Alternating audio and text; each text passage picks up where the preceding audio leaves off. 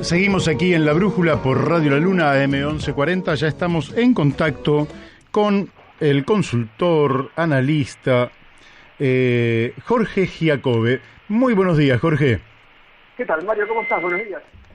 Bien. ¿Vos cómo estás? Porque tuviste unas lindas vacaciones. Tuve unas lindas vacaciones en Villa Ventana, en la provincia de Buenos Aires, que es un lugar que es maravilloso para los que no lo conocen, ¿no? Sí, yo lo conozco y es muy lindo el lugar. Sí, es monstruoso. La verdad que muy bien, la pasé muy bien. Bien, tranquilo. Supongo que, bueno, habrás descansado y tendrás en la actualidad tus neuronas a pleno funcionando para analizar qué es lo que está pasando en la realidad, qué es lo que te vamos a empezar a preguntar. ¿Cómo estás viendo la realidad política? Sí, primero en términos generales y después vamos a aspectos más particulares. ¿Cómo estás viendo la situación en general? Mira, me parece que se va cumpliendo el pronóstico que podíamos divisar al inicio del gobierno de Alberto, agravado por la cuestión COVID. Me refiero a lo siguiente: cuando Alberto arrancó, cuando ganó las elecciones, nosotros nos preguntábamos, hemos charlado, si no recuerdo mal contigo, ¿para qué ganar? Si las condiciones estaban dadas para que cualquier gobierno de cualquier signo político fuera triste. Claro. Y fuera traumático. Así es. Porque lo administraras como lo administraras, no estaba el dinero en Argentina como para calmar todas las angustias sociales. Entonces la promesa de la campaña te calma las angustias sociales durante un tiempo, pero después vuelven y la gente viene más enojada, que es lo que le pasa a todos los presidentes, ¿no? Arrancan con el amor de la gente, terminan con la ofensa de la gente. ¿Por qué? Porque la promesa de campaña no se cumple. ¿Por qué? Porque es incumplible, porque en Argentina tampoco gobiernan los presidentes, gobiernan las circunstancias estructurales. Los presidentes a lo sumo lo que pueden hacer es administrar la miseria y la administran bastante mal. Entonces sabíamos en ese momento que había una situación en términos de demanda social muy en carne viva, que la plata para calmarla no estaba, que en algún momento la gente se iba a enojar, y que Alberto, en términos políticos, está en un sándwich. ¿Ok? Porque de los 48 puntos que lo depositaron en la presidencia, la mayor parte es de Cristina, la otra parte no es que sea de él, sino que es ofensa contra Macri, y él es un hombre que está bastante solo, al cual en la negociación por el gabinete le dejaron las partes que todos sabemos que se van a incendiar. Le dejaron economía, le dejaron lo social, le dejaron seguridad. Entonces, sabíamos que iba a ser triste, que iba a ser traumático, y a eso vino, Mario, el COVID, ¿no? Que aumentó, por supuesto, el nivel de desgaste del humor de la opinión pública, aunque se hubiera gestionado bien. En el hipotético caso que se hubiera gestionado bien, hubiera puesto las cosas peor. Entonces, al fin del año pasado, los números indicaban que el gobierno de Alberto exhibía el desgaste de un gobierno que ya hubiera gobernado 2 o 3. Es decir, de un gobierno que está para encarar las presidenciales, que vos decís, pero está muy desgastado, pero quieren renovar bien. Bueno, en ese momento, tras 3 años de desgaste, era lo que demostraba Alberto ya el año pasado. Amigo. Entonces la descomposición fue muy severa. Y cierro este relato, perdón por lo largo, Mario, pero cierro este relato con unos guarismos que conseguimos en la última encuesta que hicimos en diciembre. Le pedimos en ese momento a la gente que nos diga cómo cree que sería el 2021 en comparación con el 2020. ¿Ok? Es decir, en términos de expectativas. El 29% de los encuestados nos decía que creía que el 2021 iba a ser mejor que el 20. Mirá que fue malo el 20, pero solamente el 30% diciendo que va a ser mejor el 21, que va a ser igual el 12% y que va a ser peor el 48%. Es todo, bueno... Es realidad. Quiere decir que el pueblo argentino es bastante realista y no vive de fantasías ni de promesas electorales. Bueno, me parece que yo ordenaría ese concepto interesante que decís de la siguiente manera. El pueblo argentino es un pueblo que se aferra a la realidad por momentos y de a ratitos le cree a los políticos. Le creen durante los tiempos electorales. Hola Jorge, Daniel de Abrantes te habla, buen día. ¿Cómo estás, Daniel? Mira, en torno a esto mismo quería hacerte una consulta, porque muchos de nosotros intuimos que se está calentando una olla a presión que todavía no termina de explotar en la magnitud que creemos que puede explotar, y que tiene que ver con el drástico empobrecimiento de los sectores medios. Acá en el año 2001, donde se produjo la gran crisis, el origen de esa movilización popular tuvo que ver con la incautación de los ahorros. En la actualidad, digamos, el COVID ha funcionado un poco como incautador de los ahorros, porque ha obligado a los que tenían a echar mano a buena parte de esos ahorros. Pero ahora estamos viendo además que el ajuste se ha incautado el flujo de ingreso de las clases medias y separa un poco los sectores medios de los sectores más marginados, porque ahí la cobertura social viene funcionando con el mismo criterio que previo a que todo esto estallara. ¿Vos ves que se está acumulando esta crisis en torno a los alquileres que no se pueden pagar, a los impuestos que no se pagan, al endeudamiento en las tarjetas de crédito? Yo tengo la sensación de que ahí hay todo un desgaste de las familias de clase media, que están viendo cómo están en el borde del precipicio, por decirlo de alguna manera gráfica. Sí, yo por eso señalaba en el relato anterior que en Argentina gobiernan los problemas estructurales mucho más que los presidentes. Claro. Porque, a ver, la Argentina desde hace mucho tiempo, incluso antes del 2001, que es una crisis producida por algo también, es un país que se viene achicando. Es un país que viene produciendo cada vez menos, que viene vendiendo para afuera cada vez menos en relación con cuánto crece su población. Somos cada vez más y cada vez la huevamos menos. Sí. Entonces es una pared de frente que es dura, digamos, te la pones o te la pones, no hay mucha ciencia. Y por donde lo veamos, Argentina hace agua, es decir, el techo está roto y se nos cae encima y no lo queremos ver. Y entonces, insisto en esta idea, ¿no? Hay ratitos donde nos ponemos infantiles y nos ilusionamos con que si gobiernan los unos o los otros nos van a estar bien, pero no es cierto. Y esto no es cierto. El sistema previsional tiene una relación de 1 a 1 cuando tendría que ser de 7 a 1, y si la cosa va para peor. En términos de crecimiento vegetativo, una familia A1 tiene un hijo, una familia de clase media, en promedio digo, ¿no? Sí. En las que vos mencionabas tiene 2 hijos, y las familias pobres tienen 6. ¿Sabes qué es lo que va a pasar? Sí, va claro. para peor. No hay forma de verlo de otra manera. Ahora, los argentinos en algún punto queremos idealizar la situación y depositarle todas nuestras esperanzas a alguien. Frankenstein o al hombre lobo, no importa. Y un ratito le prestamos el estado a Frankenstein y un ratito le prestamos el estado al hombre lobo, y después nos agarramos la cabeza y decimos, sí, pero ¿qué pasa acá? Y bueno, nos pasa algo a nosotros.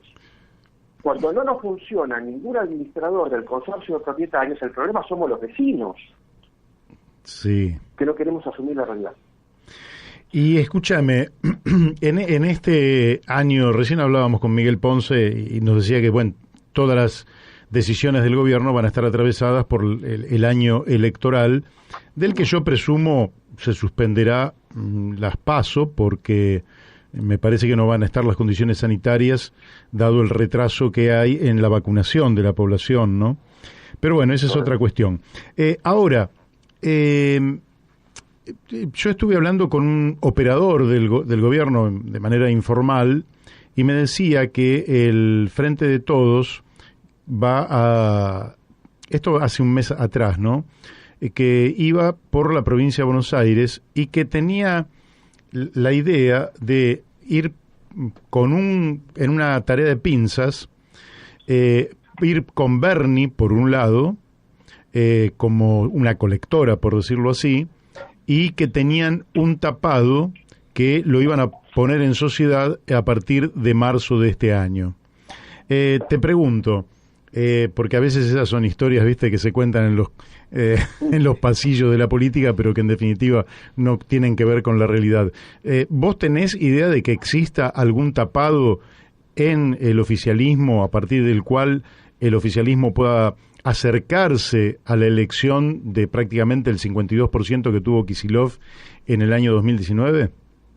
No, hoy no lo veo. Y me parece que va a ser una elección de genéricos más que de productos.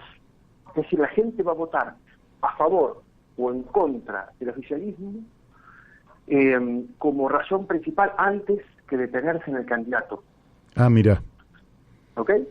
El candidato después puede mover unos puntos, pero pensar en la idea de que tienen un Messi que está precalentando y en algún momento lo van a destapar y la gente va a delirar, la verdad que lo entiendo como una forma de correrte con un 4, ¿entendés? Es decir, este truco con un 4, pero no en términos claros. Los números que hemos tenido hasta ahora indican lo siguiente: el 30% de la población nacional quiere que el gobierno gane las elecciones. Nacional estoy hablando, ahora lo desagregamos por provincia. Pero digo nacional, y hay un 50% que quiere que el gobierno las pierda. ¿Ok? Entonces, ¿qué es lo que va a suceder? Lo que ya sucedió en muchas elecciones legislativas anteriores, es que se van a dividir los distritos, porque ese 30% a favor del gobierno nacional, por supuesto, en Formosa, claro, asume 55, no es 30, ¿ok? Y en la ciudad de Buenos Aires va a tender a ser 30 o 25. Entonces, el oficialismo va a perder la ciudad de Buenos Aires, va a perder Córdoba, por supuesto, va a perder Mendoza, va a perder alguna provincia pequeña más. Veremos qué sucede en Mendoza, porque hay un tercer elemento que distorsiona esta dicotomía, este juego entre dos, y entonces los ojos van a estar puestos en la provincia de Buenos Aires. En la provincia de Buenos Aires las cosas están, o van a estar, me imagino, cercanas a lo que sucedieron en las elecciones anteriores. Son elecciones muy cercanas, con Frankenstein y el hombre lobo en torno a los 40 puntos, donde si uno le gana por 2 puntos al otro, es un triunfo para uno o un triunfo para un triunfo para el otro, pero en términos reales la diferencia es muy pequeña y la situación es la misma. ¿Okay? Acordate que en las elecciones legislativas anteriores, Cristina ganó las PASO en su boleta de senadores y perdiendo en la de diputados, y cuando fuimos a las generales, una parte de la opinión pública salió a votar en contra de Cristina, entonces se lo dio vuelta y ganó Esteban Bullrich. Sí. Por unos puntos. ¿Okay? Sí. Ahora, ganando por un punto y medio, perdiendo por un punto y medio, la situación en términos sociales es la misma, pero es una sociedad que está fragmentada. Nosotros nos vamos a entretener con quién gana y quién pierde, es cierto.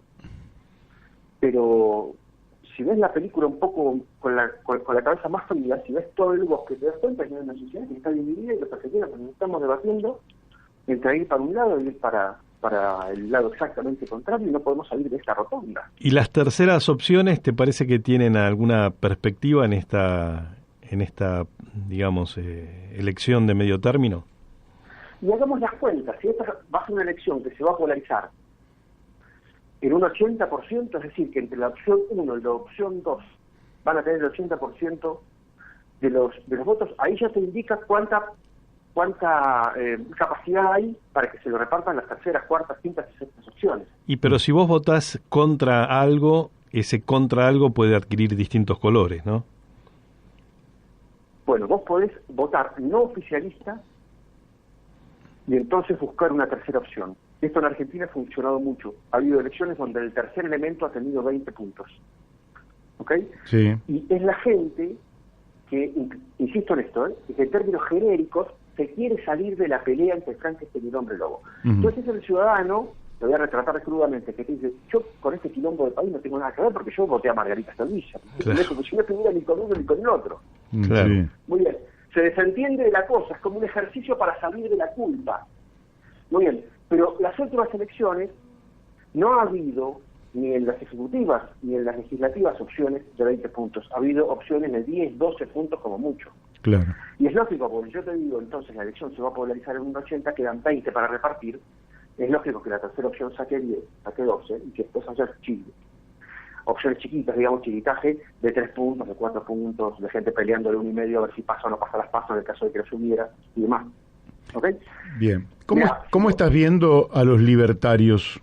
Claro, a eso iba.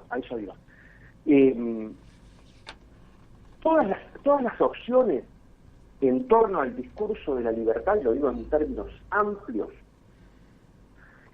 son los lugares donde hoy está la mayor efervescencia, porque es lo nuevo. ¿ok? Y donde hay un montón de juventud.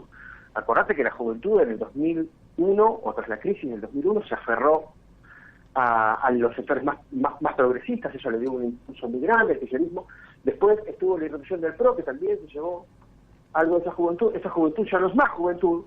Claro. Aquella juventud del 2001 hoy tiene 35, 40 años, no es más juventud. ¿Dónde están los chicos de 17, 18, 19, 20 años hoy? Están mirando las opciones liberales, ahora, o de la libertad, ahora. Son muchas y están muy atomizadas.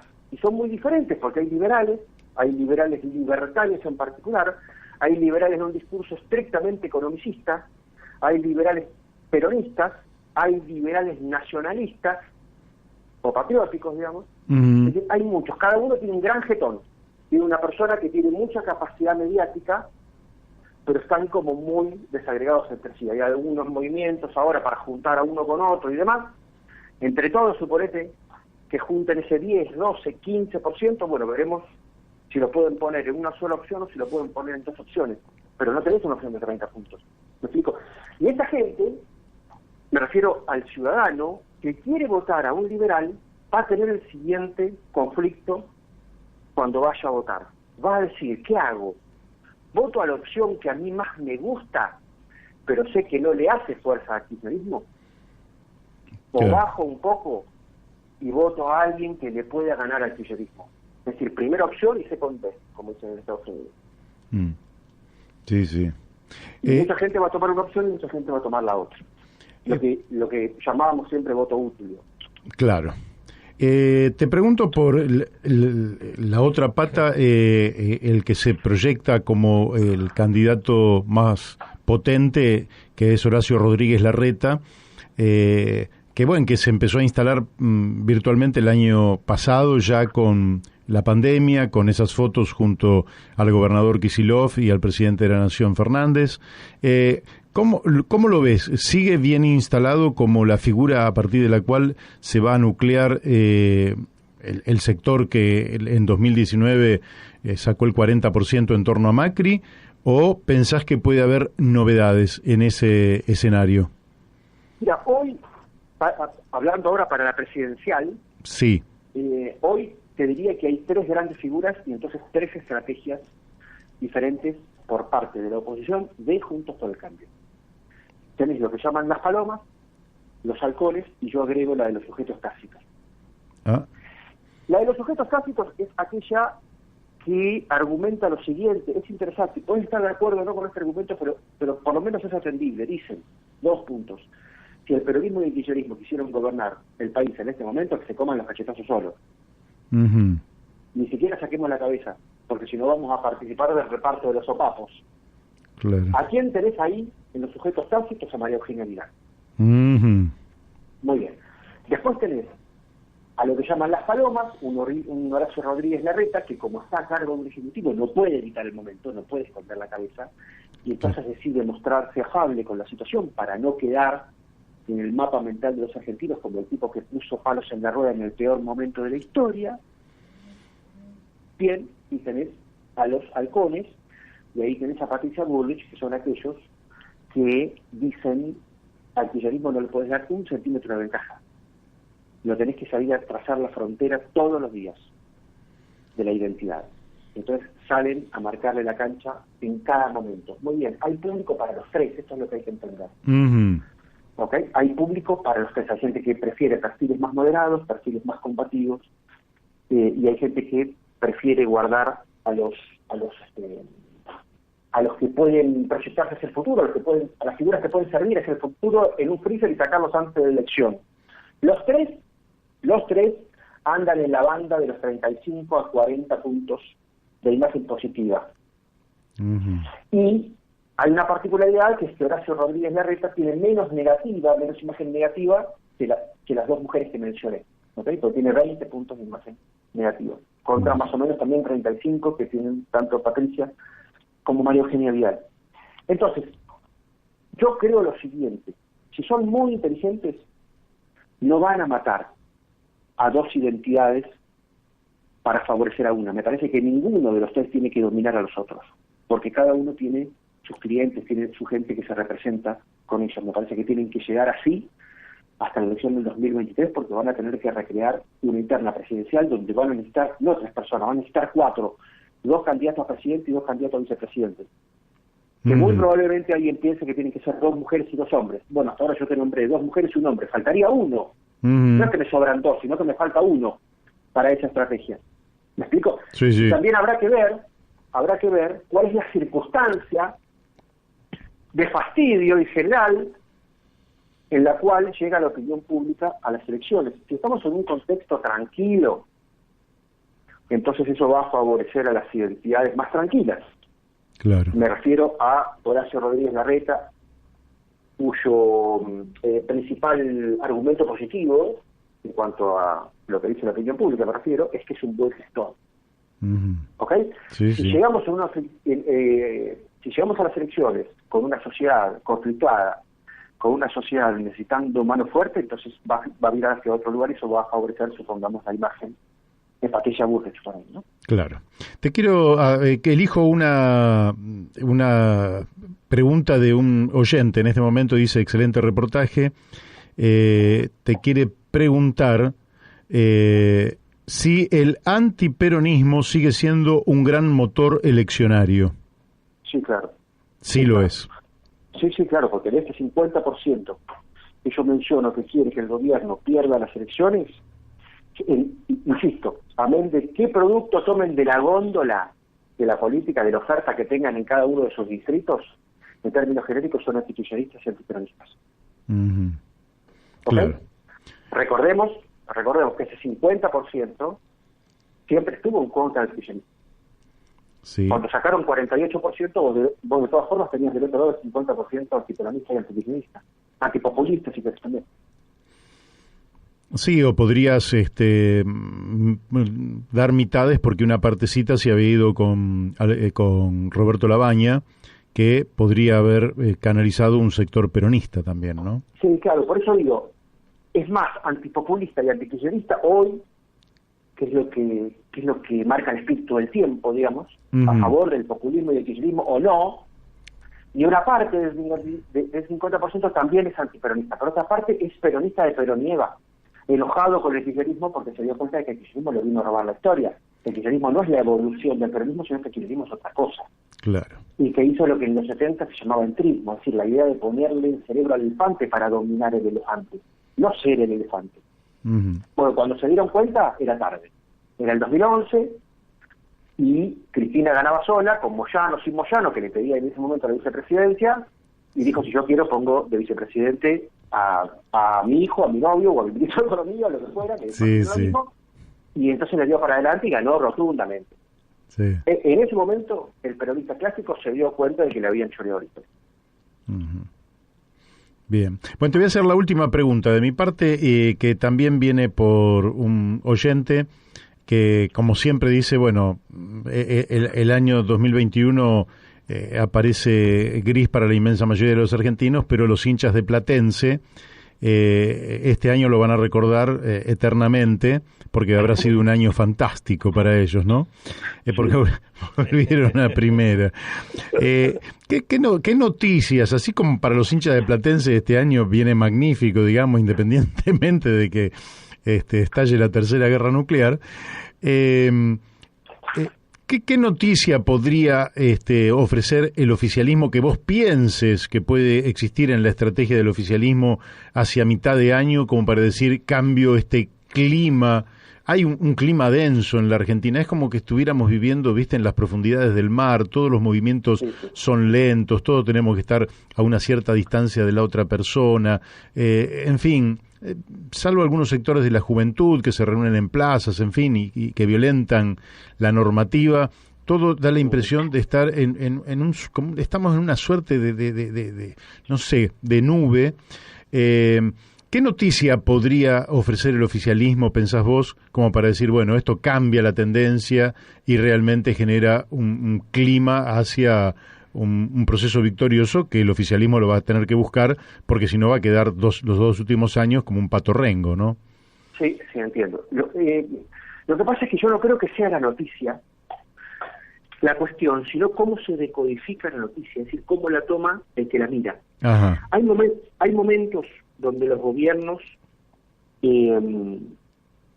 están con un clima de opinión favorable y entonces pueden hacer cualquier cosa, buena o mala, y entonces a todo el mundo le entra en gracia. Claro. Y hay momentos donde un gobierno está ya con mal genio, está sufriendo el agotamiento de la opinión pública, y nada de lo que haga bueno le hace recuperar nada. Acordate que cuando a la opinión pública argentina le daba la sensación de que Menem la llevaba hacia una Argentina mejor, entonces a nadie le importaba que Menem se subiera a una Ferrari Testarossa a 350 kilómetros por hora con 4 rubias adentro y 200 litros de champán yendo para Pinamar. Era re gracioso. Sí. ¿Ok? Y cuando daba la misma sensación con Cristina, entonces sueños compartidos como causa no le importó a nadie. Ahora, cuando cambió el clima respecto al gobierno de Cristina, entonces Chicones hizo daño. Son lo mismo. Uh-huh. ¿Y qué es lo que cambió? Lo que cambió es el humor social. Entonces, Alberto, en el medio de un humor social horrible, negocia la deuda externa, termina un problema, bien hecha, mal hecha, lo opinamos después, pero negocia la deuda externa y a nadie le cae bien. Y anuncia la vacuna y a nadie le cae bien. Y ningún chiste ni nada de lo que digan cae bien. Sí, sí. Entonces, no importa necesariamente las noticias, sino que importa más cómo es la decodificación de las noticias. Si del otro lado tenés un tipo con buen humor o con mal humor, el ciudadano. Uh-huh. Sí, sí. En algún momento de este año, yo soy agnóstico, pero si Dios quiere, en algún momento de este año vamos a estar todos vacunados. Eso va a solucionar los problemas, si no, porque nos van a quedar 60% de pobres y nos va a quedar un Estado destruido. Y Argentina sigue sin tener un plan. ¿Vos pensás que si el gobierno convocara a la constitución de un gran Consejo Económico Social, o algo que recién Miguel Ponce nos había dicho que estaba convocando el gobierno, eso puede tener una repercusión interesante porque la Argentina se pondría a trabajar efectivamente sobre un plan, es decir, definir objetivos claros y planes para alcanzar esos objetivos? ¿Creés que eso puede modificar un poquito el humor social o pensás que eso ya está fatalmente determinado? Yo primero creo que eso no podría ser porque nadie iría. Ajá, qué interesante. Claro, porque el capitán del Titanic se empieza a hundir al barco después de ser un capitán soberbio y dice: muchachos, vengan todos con el balde de agua. No viene nadie.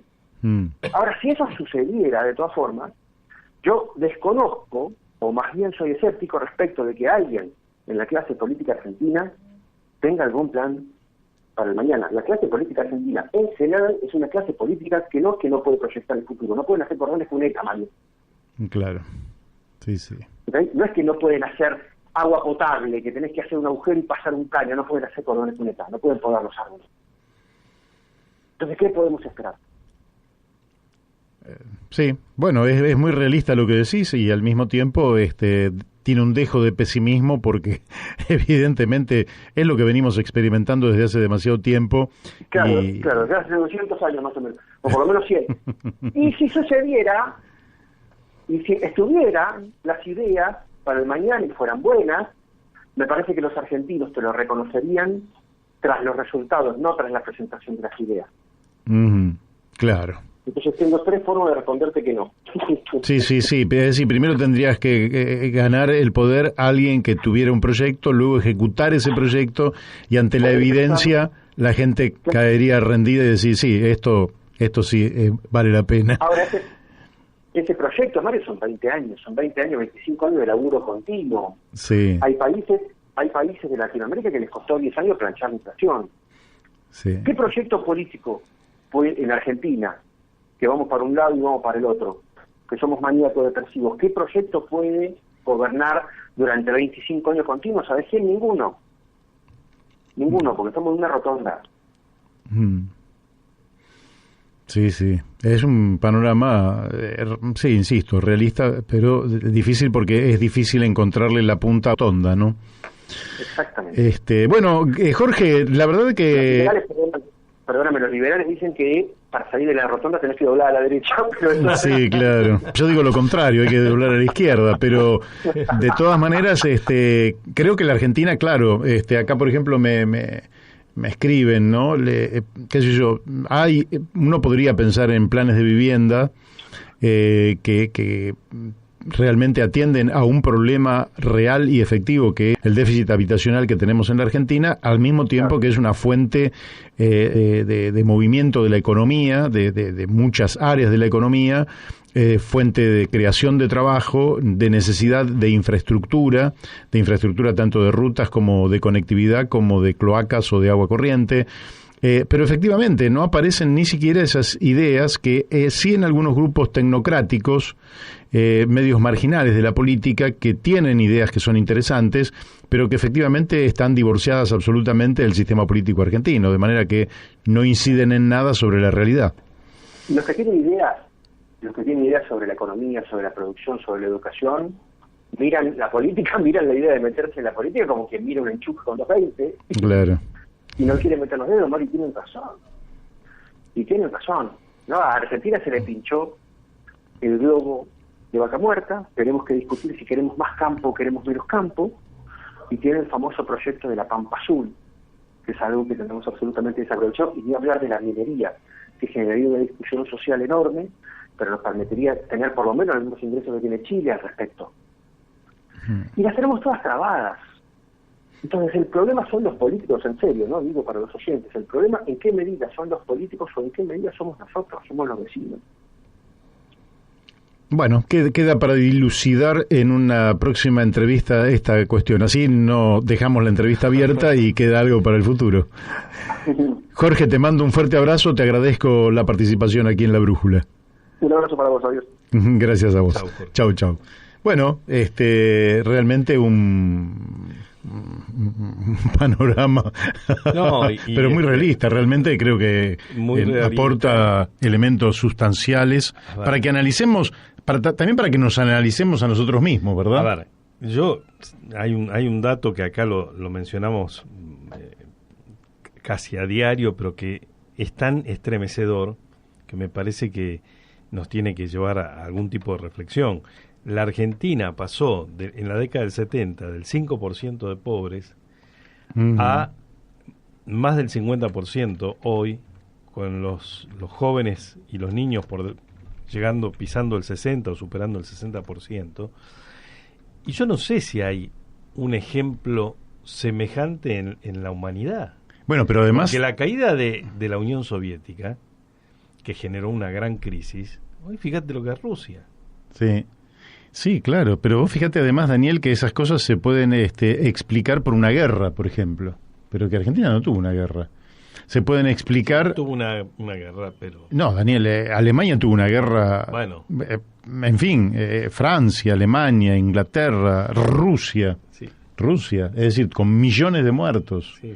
Y con catástrofes de bombardear ciudades, de bombardear industrias... Es decir, una cosa impresionante. Y pocos años después, terminada la Segunda Guerra y dividida Alemania y destruida Alemania, en el año 1970, Alemania fue el primer exportador mundial, superando a los Estados Unidos y a Japón como exportador. Entonces, 25 años tardaron. Y nosotros en 50 años lo que hicimos fue pelota lo que ya teníamos hecho.